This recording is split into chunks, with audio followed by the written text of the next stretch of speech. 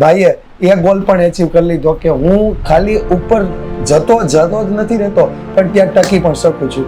કે જ્યાં જમવા જવું છે તો ઘરે અને સુવા જવું છે તો ઘરે, બાકીનો બધો ટાઈમ આપણે લાઇબ્રેરીમાં આપશું. જેમણે એને વાત કરીને મને એવું જોતા એવું લાગે છે કે એ પોતે કેટલા આગળનું વિચારે છે. તો આખા વર્ષ દરમિયાન તમારું ટાઈમ શેડ્યુલ કઈ રીતનું હતું, કેટલા કલાકનું વાંચન, કેટલા કલાકનું રિવિઝન, કયા વિષયની કઈ રીતે પ્રેક્ટિસ કરતા હતા? જ્યારે પણ આ ભાઈ અભ્યાસ કરતા તો ત્યારે તમારો શું રોલ હતો? અમારે સગવડ નહોતી મોબાઈલની, એટલે ચાર વચ્ચે અમારે એક જ મોબાઈલ છે. એટલે તમારું કોઈ પ્રેરણા ખરી કે જેનાથી તમે આ પ્રેરિત થયા કે નહીં આ મારી પ્રેરણા છે, એના માટે હું કામ કરું છું? તો હવે આગળનો ફ્યુચર શું વિચાર છે કે શું કરવું છે, કેરિયરમાં ક્યાં પહોંચવું છે? મેં એક વસ્તુ નોટિસ કરી છે કે એનામાં જે મેચ્યોરિટી દેખાય છે ને એ લેવલની મેચ્યોરિટી મેં અત્યાર સુધી કોઈ બાળકોમાં જોઈ નથી. જ્યારે તમને અંદરથી થાય ને કે નહીં મારે કરવું છે ને આગળ વધવું છે, ત્યારે આ બધું આજે રસ્તો થતો જાય ને આપણે આપણી રીતે કામ કરવું.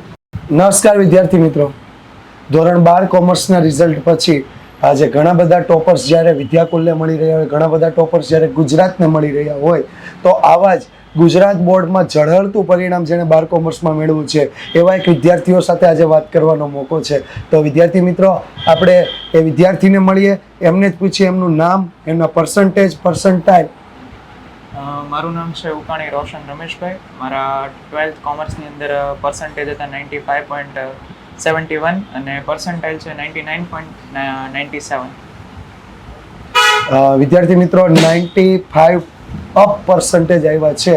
આમ જોઈએ તો ટોટલ કેટલું હશે કુલ ગુણ? 670 માર્ક્સ. વિદ્યાર્થી મિત્રો આમ જોઈએ 700 માર્ક્સના પેપર આપ્યા, એમાંથી 670 માર્ક્સ, એટલે 7 વિષયમાં ફક્ત 30 માર્ક્સ કપાવવા દીધા છે. તો કેટલી જબરજસ્ત મહેનત કરી હશે. તો ભાઈ પાસેથી જ જાણીએ કે આખા વર્ષ દરમિયાન કેવી રીતે એમણે મહેનત કરી હતી. કે પહેલાં તો શરૂઆતથી જ તે સ્કૂલ અને ટ્યુશન બંનેનો સાથ રહ્યો હતો કે ભાઈ તપોવન વિદ્યાલય અને મારા વિઝન એજ્યુકેશન બંને ખૂબ મારી પાછળ મહેનત કરી હતી. પછી જ્યારે રિવિઝનનો ટાઈમ આવતો ત્યારે હું યુટ્યુબ ઉપરથી ક્યારેક ટાઈમ લેતો, કારણ કે આપણે સ્કૂલે તો આખો દિવસ નથી રહેવાના. જ્યારે ડાઉટ થાય ત્યારે ફરીથી જો ટોપિક ભણવો હોય તો શું કરશું, તો મેં કીધું યુટ્યુબ ઉપરથી આપણે એક રસ્તો ગોતીએ. ત્યારે મેં યુટ્યુબમાંથી યુથ વિદ્યાકુલનો સહારો લીધો હતો કે ભાઈ જ્યારે અગવડતા પડે કે ભાઈ ડાઉટ સોલ્વ કરવો છે, ત્યારે યુથ વિદ્યાકુલનો મેં સંપર્ક કરેલો અને એના વિડીયોઝ જોઈને મેં મારા ડાઉટ ક્યારેક ક્લિયર કરેલા. અને અંતે જ્યારે વન લાસ્ટ ટાઈમ એક રિવિઝન હોય ત્યારે યુથ વિદ્યાકુલ પોતે એક સિરીઝ બહાર પાડે છે, એનો કરેલું અને મહેનત કરેલી અને પોતે પૂરી ટ્રાય કરી કે મારો ગોલ છે એ અચીવ કરવો છે. ભાઈએ વાત એક સરસ મજાની કરી કે સ્કૂલનો સપોર્ટ તો હોય જ છે, બીજા જે શિક્ષકો પાસે આપણે કોચિંગ આતે મેળવતા એમનો પણ ખૂબ સારો સપોર્ટ હોય છે, પણ એક સમય એવો આવે કે જ્યારે આપણે એકલા તૈયારી કરતા હોય ને ત્યારે એ સપોર્ટ આપણને કદાચ ના મળી શકે. ભાઈ વાત કરી કે હું રાતે વાંચતો હોય, મને ક્યારેક અચાનક ડાઉટ થઈ જાય તો મારે શું કરવું, તો એના માટે એમણે એમ કહી શકાય કે યુટ્યુબના સહારે વિદ્યાકુલ સુધી પહોંચ્યા અને વિદ્યાકુલમાં એમણે જોયું તો જે કાંઈ પણ ડાઉટ હોય એના આધારે જે કાંઈ વિડીયો હોય એમાંથી માહિતીનો અભ્યાસ કર્યો. તો ભાઈને પૂછવા માંગીશ કે વિદ્યાકુલની આમ પહેલી વખત જાણ કેવી રીતે થઈ? પહેલી વખત આપણે જ્યારે હું 10મામાં હતો ત્યારે પણ યુથ વિદ્યાકુલમાંથી જે છેલ્લે એન્ડિંગ ટાઈમ હોય ત્યારે મેં બધી વસ્તુ ભણેલી અને ત્યારે પણ મને રેફરન્સીસ બધા ફ્રેન્ડ્સ થ્રુ જ મળેલો કે આપણે યુથ વિદ્યાકુલ એક સારું એવું પ્લેટફોર્મ છે. વિદ્યાર્થી મિત્રો, 10મા ધોરણથી ભાઈ વિદ્યાકુલ સાથે જોડાયેલા છે, તો 10મામાં શું પર્સન્ટેજ હતા તમારા? 91.17. એટલે એમ કહી શકાય કે 10મામાં પણ A1 હતો અને એ A1 ને વધારે મજબૂત કરી દીધો 12મામાં, કે જે 91% હતા એ 91%ને અત્યારે 95% સુધી પહોંચાડી દીધા. બરોબર, એટલે જે 10માનો A1 હતો એ A1 ને મજબૂત કર્યો. આમ કહીએ ને તો એક વખત નીચેથી ઉપર જવું આસાન છે, પણ એક વખત ઉપર પહોંચી ગયા પછી પાછું ત્યાં ઉપર ને ઉપર બેસી રહેવું નહીં થોડુંક મુશ્કેલ છે. પણ આપણે વાત કરીએ તો એ ગોલ પણ એચીવ કરી લીધો કે હું ખાલી ઉપર જતો જ નથી રહેતો પણ ત્યાં ટકી પણ શકું છું. તો આખા વર્ષ દરમિયાન તમારું ટાઈમ શેડ્યુલ કઈ રીતનું હતું, કેટલા કલાકનું વાંચન, કેટલા કલાકનું રિવિઝન, કયા વિષયની કઈ રીતે પ્રેક્ટિસ કરતા હતા? એમાં તો એવું હતું કે આપણે જે વેકેશન બેચ હોય ત્યારથી જ નક્કી કરી લીધું હતું કે ભાઈ આપણે ટાઈમ મેનેજમેન્ટ થોડુંક રાખવું પડશે, કે ટાઈમ જો વેડફાઈ જશે તો પછી છેલ્લે ખાલી અફસોસ જ રહેશે કે ભાઈ ટાઈમ વેડફાઈ ગયો, હવે આપણી પાસે ટાઈમ વીધો નથી. તો પહેલેથી જ નક્કી કર્યું હતું કે time to time revision blog બનાવી દીધા હતા કે ભાઈ આ મહિનો એન્ડિંગ આવ્યો છે તો આ મહિનામાં જેટલું ચાલ્યું છે એટલાનું હું રિવિઝન કરી શકીશ અઠવાડિયાની અંદર કેલ્ક્યુલેશન કરું. જો ન કરીએ કે તો વધારે ટાઈમ લઉં પણ એનું રિવિઝન થઈ ગયું અને જે સ્કૂલ્સમાં અને એક્ઝામ હોય એ આપું. અને સ્કૂલ્સમાં પણ જે બ્લોક ટાઈમમાં એક્ઝામ લેવાતી કે 2 મહિને, પછી ટ્યુશન હતું તો ત્યાં પણ લેવાતી દર અઠવાડિયે. તો એ એક્ઝામની સાથે સાથે રિવિઝન કરતો, પોતાનું એક અલગ રિવિઝનનું શેડ્યુલ બનાવતો, એ રીતે હતું. અને પછી છેલ્લે જ્યારે 2 થી 3 મહિના હોય કે જ્યારે આપણે રાઉન્ડ ટેસ્ટ ને એવું બધું હોય તો ત્યારે એ રીતનું કર્યું કે જ્યારે ટેસ્ટ હોય ત્યારે દેવા જવાની, બાકીના દિવસોમાં રજા. જ્યારે જઈએ છીએ ટેસ્ટ દેવા તો ત્યારે પછી લાઇબ્રેરીમાં કે જ્યાં જમવા જવું છે તો ઘરે અને સુવા જવું છે તો ઘરે, બાકીનો બધો ટાઈમ આપણે લાઇબ્રેરીમાં આપશું. સાહેબ હું એક રોકવા માંગુ છું થોડું, મને માઇક આપો તો જરાક જણાવો. જેમણે એને વાત કરીને મને એવું જોતા એવું લાગે છે કે એ પોતે કેટલા આગળનું વિચારે છે કે ભાઈ આ પ્રમાણે કરવું છે તો આ પ્રમાણે મહેનત કરવી પડશે, આ પ્રમાણે તૈયારી કરવી તો આ પ્રમાણે મહેનત કરવી પડશે. તો એક નાનકડો સવાલ મને થયો સાહેબ વચ્ચે કે આ વસ્તુ સાંભળતા મને એવું થયું કે આટલું મોટિવેશન ક્યાંથી લાવો છો કામ કરવા? મોટિવેશન એવું હોય કે જ્યારે તમને અંદરથી થાય ને કે નહીં મારે કરવું છે ને આગળ વધવું છે, ત્યારે આ બધું હાથે રસ્તો થતો જાય ને આપણે આપણી રીતે કામ કરવું.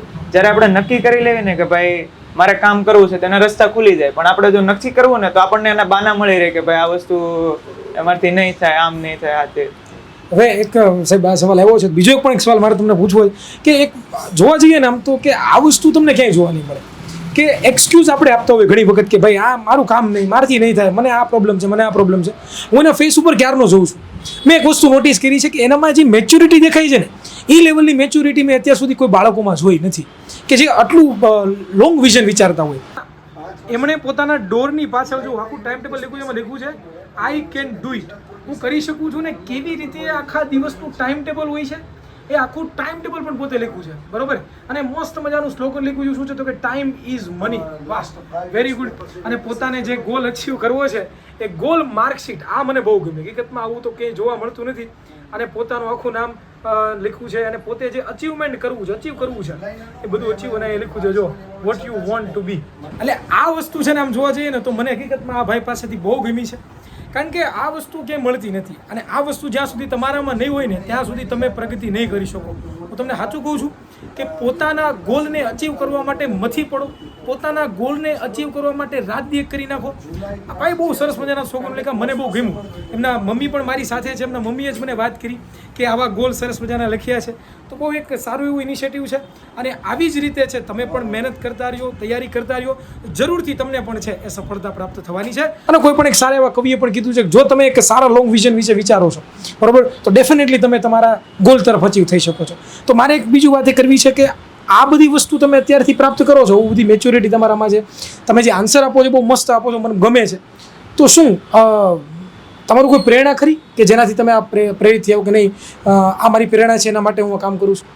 એ તો ઘણા બધા વ્યક્તિઓ આપણને મળતા રહેતા એના વિશે જાણતા હોય કે ભાઈ નહીં આ વ્યક્તિ છે એ કેટલો ડિસિપ્લિન ધરાવે છે, કે આ કેટલું ટાઈમ મેનેજમેન્ટ છે એની પાસે, એનામાં કેટલો જોશ છે. સ્પિરિચ્યુઆલિટીમાં જઈએ તો મારા હું BAPS સ્વામિનારાયણ સંસ્થા સાથે જોડાયેલો છું, તો ત્યાંથી પણ મને મોટિવેશન મળતું હોય છે.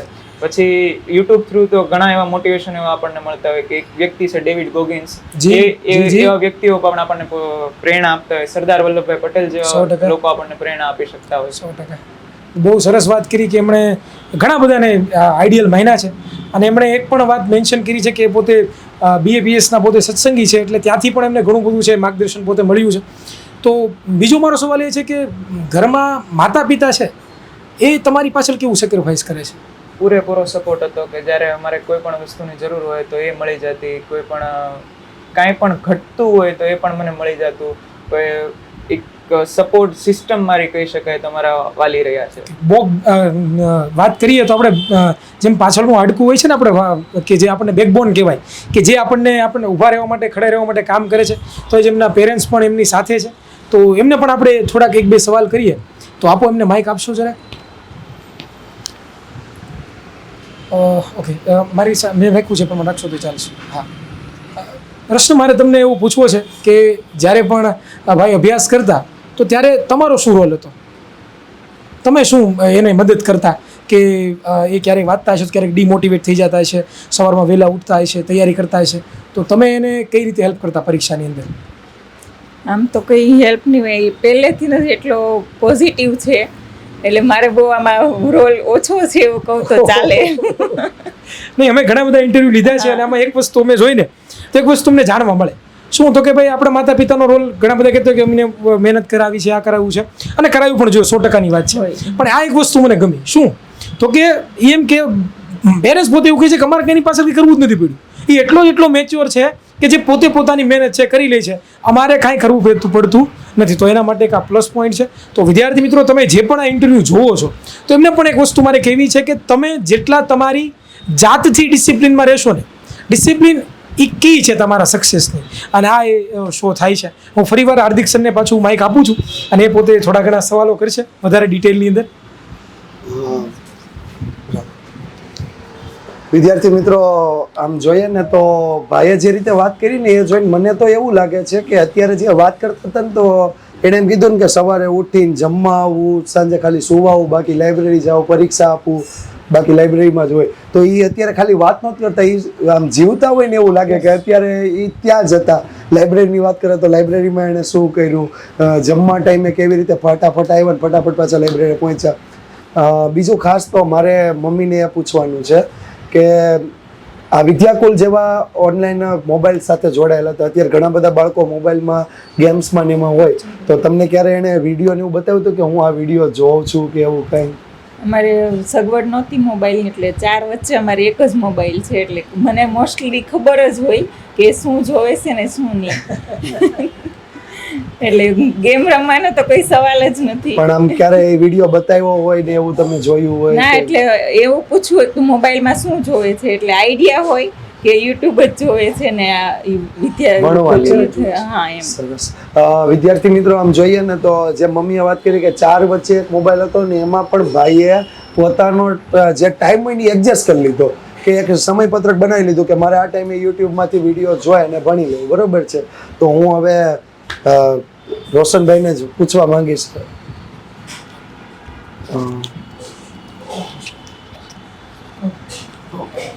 તો આપણે જે વાત કરીએ તો વર્ષ દરમિયાન જે કાંઈ પણ તૈયારી કરી, તો હવે આગળનો ફ્યુચર શું વિચાર છે કે શું કરવું છે, કેરિયરમાં ક્યાં પહોંચવું છે? વિચાર તો મેનેજમેન્ટ લાઈનમાં જવાનો છે અને પૂરેપૂરું ભણી લેવું છે હવે. એવું છે.